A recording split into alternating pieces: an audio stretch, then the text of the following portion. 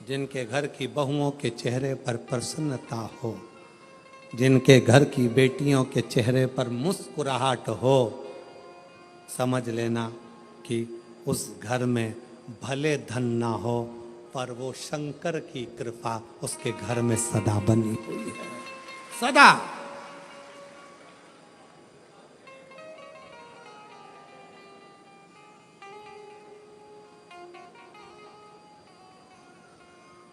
नवरात्रि चल रहे हैं, माँ जगत जननी जगदम्बा से प्रार्थना करा करो कि तू मेरे घर में एक बार जरूर आना। माँ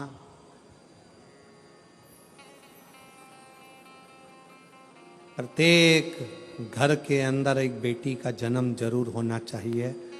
माँ और बाप को दूसरा जन्म नहीं लेना पड़ेगा, वो भगवान शंकर के धाम में खूब आनंद के साथ कैलाश पर बैकुंठ में स्वर्ग के सिंहासन पर बैठेगा, स्वर्ग सिंहासन। मैं माननीय विधायक महोदय श्री राजेश दादा पांडवी जी को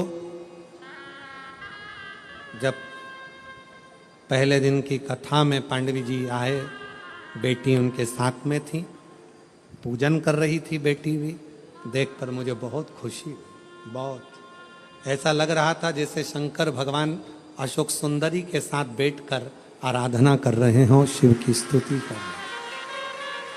मैं पांडवी जी को इसका लिए धन्यवाद देता हूं, साधुता, साधु प्रसन्न हुई।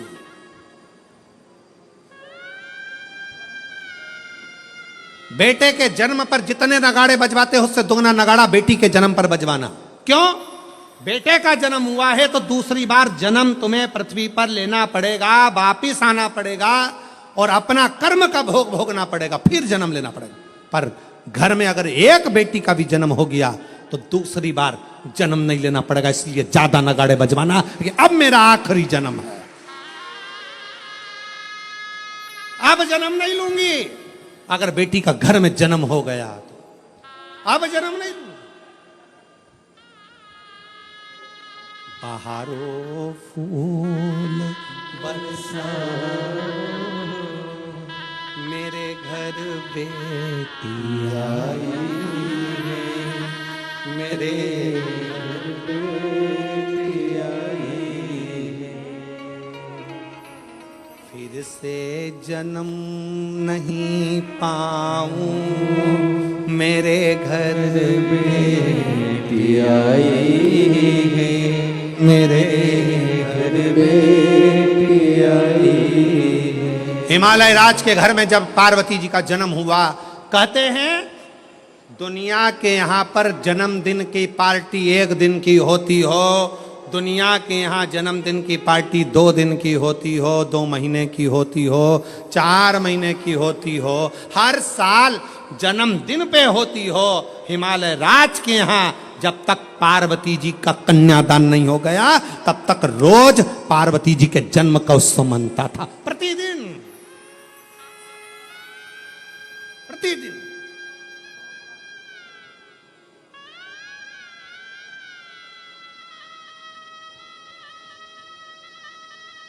पार्वती जी के जन्म का उत्सव रोज मनता था हिमालय राज के घर, रोज।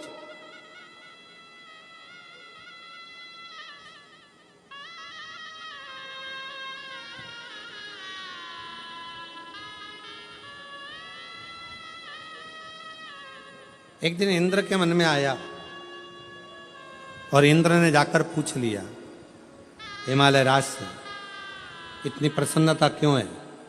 हिमालय राज ने कहा, बड़ी प्रसन्नता का विषय यह है कि आज मेरे घर में बेटी का जन्म हुआ है। तो बेटी तो तुम्हारी 7 वर्ष की हो गई, जन्मदिन तो जब जन्म हुआ था तब मनाना था, तुम तो रोज जन्मदिन मनाते हो बेटी का, रोज जन्मदिन, प्रतिदिन। हिमालय राज ने कहा, शास्त्र कहता है एक बेटी जब घर में, रसोई घर में एक बेटी जब अपने घर के अंदर बैठकर भोजन करती है तो कहते हैं 1000 अश्वमेध यज्ञ का फल उसे प्रतिदिन प्राप्त होता रहता है, प्रतिदिन। अरे दुनिया वालों से पूछो कि नवरात्रि में कन्या भोज क्यों कराते हो, दुनिया वालों से पूछो कि नवरात्रि में बेटियों को क्यों ढूंढने जाते हो, दुनिया वालों से पूछो कि नवरात्रि की अष्टमी और नवमी पर कन्या का पूजन क्यों करते हो।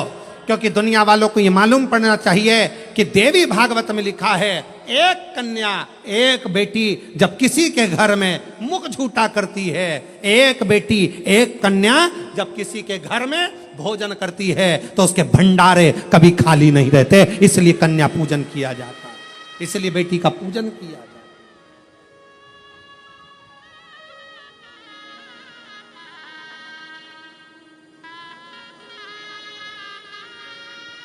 और आज के जमाने में लोग मंदिर में जाकर भगवान से कहते हैं, भगवान ओ भगवान हमारे घर में एक बेटा दे दो, एक बेटा। और बाजू में खड़ी हुई लक्ष्मी जी नारायण जी से बाजू में खसक के बोलती है, कितना मूर्ख है, बेटा मांग रहा है। और रोज मंदिर में आकर कहती लक्ष्मी दे दो। और बहू को चाहिए क्या, जम के बोलो बेटा। और रोज मांगती क्या है, बोलो लक्ष्मी। तो एक काम कर, बेटा दे दो, लक्ष्मी मत देना, लक्ष्मी मत देना। अब अपन भी देखें कि बेटे से काम चल जाए क्या। और मालूम पड़े बेटा हो गया 32 साल का, माँ के पूरे बाल सफेद उड़ गए, सफेद। उनसे पूछो काय का टेंशन, इसको कोई लक्ष्मी नहीं मिल रही है, इसकी शादी, इसको कोई मिल रही, इसकी शादी कर। लक्ष्मी जी से कहा आप जाओ ना, इसके घर में शादी करना है बेटे की, कोई लक्ष्मी। तो इसने मांगा ही था कि मेरे को बेटा दे दो, बेटा दे दो। लक्ष्मी नहीं मांगी थी, बेटा मांगा था। तो कोई तो इसके घर में शादी करेगा। तो कहाँ करेगी, आएगी।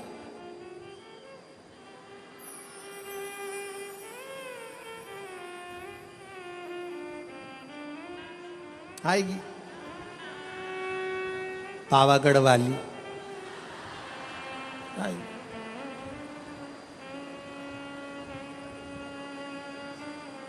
तुलजा आई, इसके घर में आई,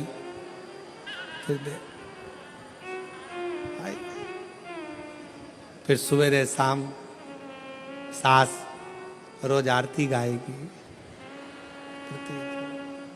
अम्बे तू है जगदम्बे काली, जय दुर्गे सहादा वाली, तेरे ही गुण गाए भारती। हो मैया हम सब उतारे तेरी आरती। तेरे घर के सास ससुर पे बीड़ पड़ गई बड़ी है भारी, पति देव पर ऐसे टूटे जैसे सिंह सवारी। अरियो बच्चों को धोने वाली, सुबह शाम चिल्लाने वाली। क्यों चिल्ला चोट करे, देखे फिर कहा ये रोती। अरे मांगा क्या था, अरे खुश होना है। जितने लोग शिव महापुराण की कथा को श्रवण कर रहे हो, तुम्हारे घर में बेटी ने जन्म लिया है तो खूब नगाड़े बजाकर खुश होना। अगला जन्म नहीं, अगला जन्म शिव के चरण में होगा, शंकर के चरण। छोड़ गए जन्म और मरण के प्रपंच से, छूट गए।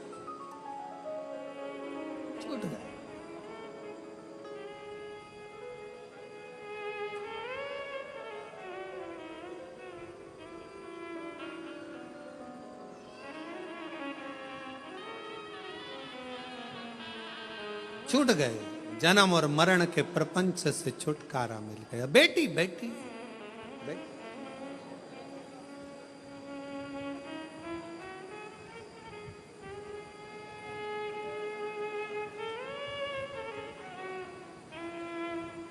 शिव पुराण कर रही है, भगवान शंकर का चरित्र कर रहा है। कात्यायन ऋषि ने पूछा कि मुझे जन्म मरण के प्रपंच से छूटना है, क्या करा जाए। शंकर भगवान ने कहा तुम्हारे घर में अगर बेटी का जन्म होगा तुम जन्म और मृत्यु के प्रपंच से छूट जाओगे। स्कंद पुराण का नागर खंड कहता है कात्यायन ऋषि ने मां पार्वती जी से कहा अब कुछ भी हो मेरे घर में अगर बेटी का जन्म हो तो निवेदन है मां दुर्गा, हे मां आद्यशक्ति, हे मां भवानी, हे मां पार्वती, आप मेरे घर में बेटी के रूप में जन्म लो। और कात्यायन ऋषि के घर में मां कात्यायनी के रूप में जन्म हो गया। कात्यायनी, बोल कात्यायनी माता की। कात्यायन ऋषि के यहाँ कात्यायनी माता का जन्म हो गया, कात्यायनी माता का प्राकट्य हो गया, कात्यायनी माता की स्मरणता, कात्यायनी माता का भजन, कात्यायनी माता की कीर्ति। कात्यायनी माता बाल्य अवस्था से ही भगवान शिव की आराधना में लीन रहती है। कात्यायन ऋषि उनको देखते हैं, देखते।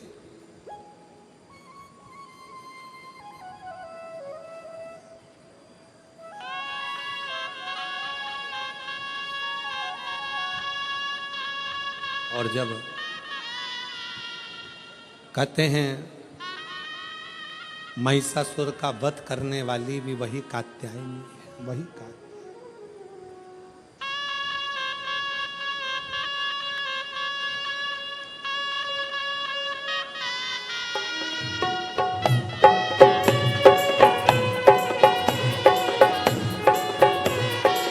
बैठे बैठे दोनों हाथों से ताली सेवा देते हुए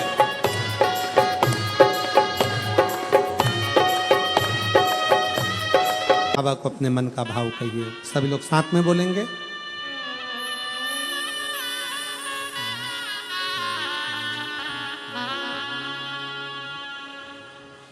श्री शिवाय नमस्तु, श्री शिवाय नमस्तु, श्री शिवाय नमस्तु, श्री शिवाय नमस्तु, श्री शिवाय नमस्तु।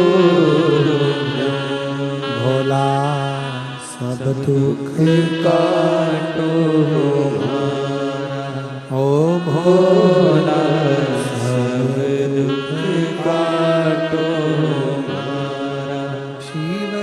शंकर जपो तेरी माला, भोले बाबा जपो तेरी माला। भोला सब दुख काटो ओ भोला सब दुख काटो। वेश है मंगल मंगलकारी, वेश है मंगल मंगलकारी। शमशान वासी हमारा, शमशान वासी हमारा। भोला सब दुख काटो हमारा, भोला सब दुख काटो हमारा।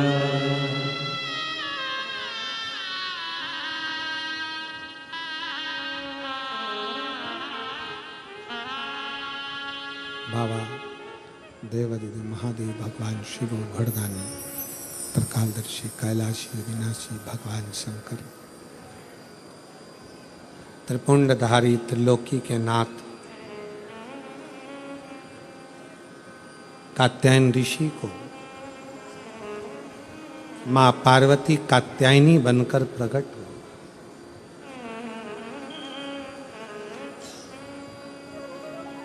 बहुत सारे सूत्र माता कात्यायनी ने संसार सागर के लोगों को दिए हैं, बहुत सारे। अपन सारे सूत्रों की बात तो नहीं करेंगे, पर 2 सूत्र माता कात्यायनी ने जो दिए हैं उसका स्मरण करें। 2 सूत्र कहा,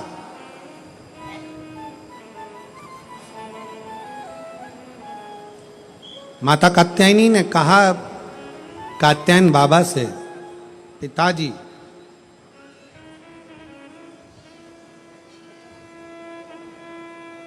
एक नारी का जीवन पूर्ण संघर्ष का जीवन होता है, पूर्ण समर्पण का जीवन होता है। पर एक नारी ही ऐसी होती है जो अपने पूरे कुल को संसार सागर से पार उतार सकती है। पर वही नारी यदि परिवार में रहकर अगर भेद करती है तो स्वतः स्वयं अपने आप को भी डुबो लेती है और स्वयं कुल को भी डुबो लेती है।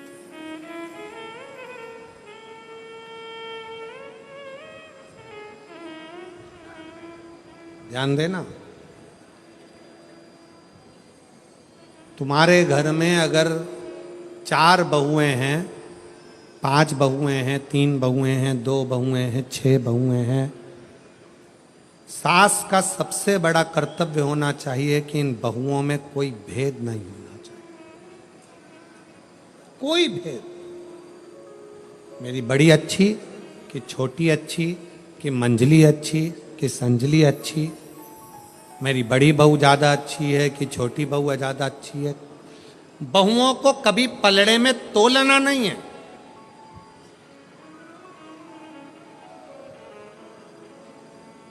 जिस घर की सास बहुओं को पलड़े में तोल लेती है कि मेरी ये अच्छी है कि ये बुरी है, कि ये अच्छी कि वो बुरी, उस सास का बुढ़ापा आखिरी में रोते रोते निकलता है।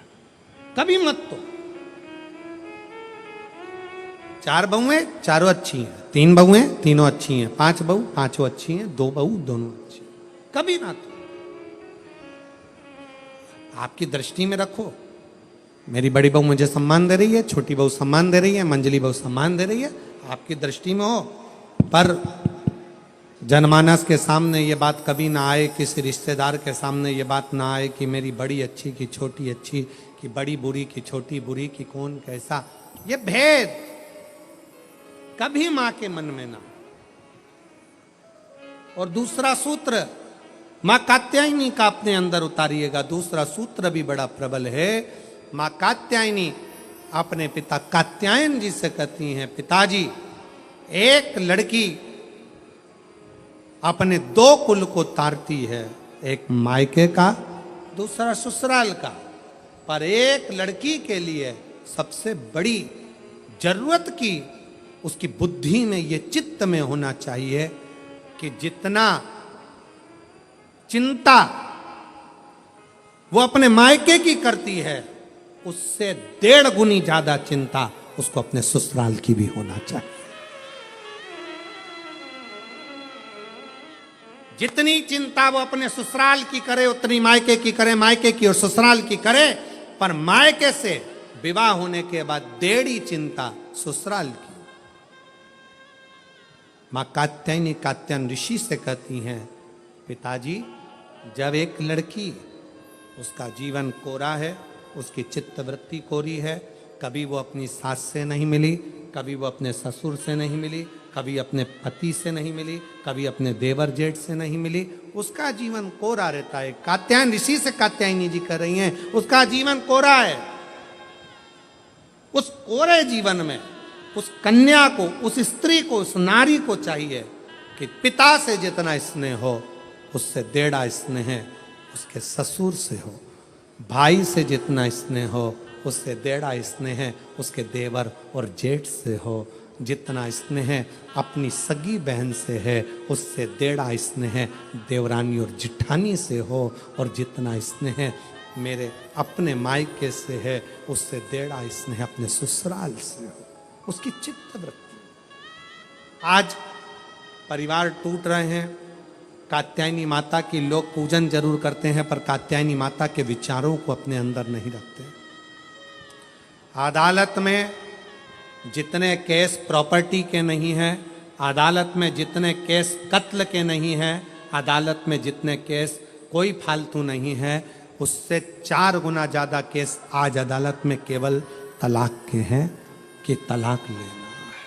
कारण क्या है? उसका कारण केवल एक है कि आप दोनों को सम लेकर नहीं चल पा रहे हो।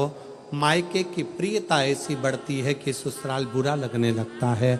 मेरी बहन तो ऐसी थी, मेरे पिताजी तो ऐसे थे, मेरा परिवार तो ऐसा था। ठीक है, आपका परिवार श्रेष्ठ है, बहुत अच्छा है, बहुत ध्यान रखने वाला है, पर जो ललाट में परमात्मा ने लिख कर दिया है, इसको नकार तो नहीं सकते हो। इसको भी अपनाना पड़ेगा, अपना बनाना पड़ेगा, स्नेह करना पड़ेगा, इसको भी अपना बनाकर इसके साथ रहना पड़ेगा। माना बेकार मिल गया कुछ, मान लो बेकार मिल गया, तो क्या आप उसको स्वीकार नहीं करोगे? हो सकता है तलाक ले लोगे, और तलाक लेने के बाद जैसा अभी मिला है, इससे भी जोरदार सिंदूर चढ़ा हुआ भेरू मिल गया, तो कौन सा फर्क? विचार करिए। इसलिए जो मिला, माता कात्यायन बाबा से कहती हैं, दोनों का सांझा बनाकर चलना है। घर में रहने वाली स्त्री, घर में रहने वाली माँ, घर में रहने वाली बहू, घर में रहने वाली बेटी, घर में रहने वाली सास, घर में रहने वाली दादी, घर में रहने वाली ये एक नारी, दोनों का सांझा बनाकर जब चलती है, तो वो अपने कुल को, अपने परिवार को उन्नति की ओर लेकर जाती है और यश प्राप्त करती है, यश प्राप्त करती है। ये श्रेष्ठता हो। बोल बम का नारा है, जम के बोलो कल्याण तुम्हारा है। बोल बम का नारा है, सारी समस्या का हल श्री शिवाय। भगवान शंकर की अविरलता धारण करिए, अविरल।